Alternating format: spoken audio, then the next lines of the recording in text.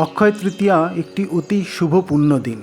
শুধু বাংলায় নয়, সারা ভারতেই জ্যোতিষশাস্ত্র মতে দিনটি পবিত্রতায় ভরা বলে মনে করা হয়। এবছর দিনটি রোহিণী নক্ষত্র যোগে এবং বৈভব লক্ষ্মীর বার শুক্রবারে পড়েছে। তার ফলে দিনটি অত্যন্ত মহাযোগে পূর্ণ। এই দিন অক্ষয় তৃতীয়া ব্রত পালন করা হয় এবং এটি একটি অতি পূর্ণ ব্রত। লক্ষ্মীনারায়ণ পুজো করে এই ব্রত পালন করা হয় এবং ব্রতকথা পাঠ করে সে সমাপ্ত করতে হয়। ব্রতকথা পাঠ করতে না পারলে ব্রতকথা শ্রবণ করতে হয়।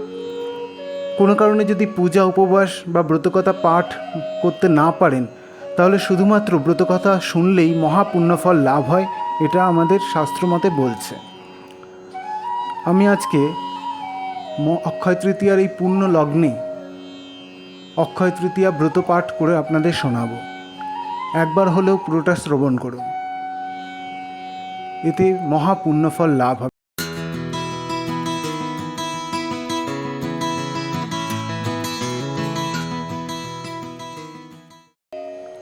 অথ অক্ষয় তৃতীয়ার ব্রতকথা।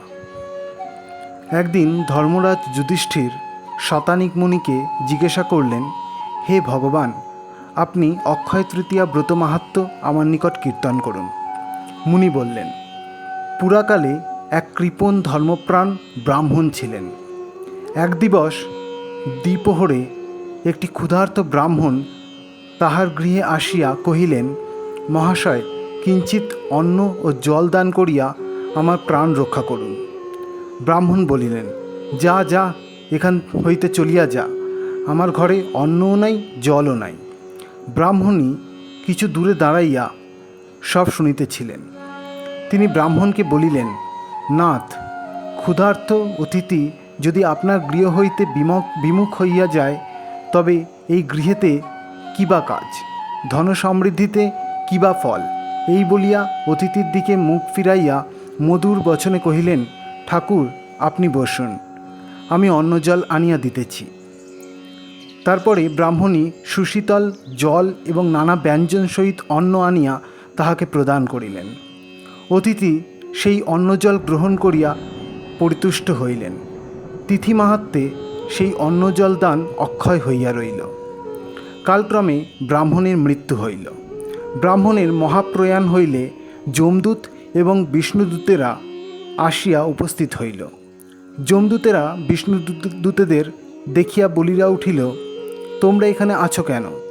এ ব্রাহ্মণ মহাপাপী, তোমাদের একে লইবার কোনো অধিকার নাই।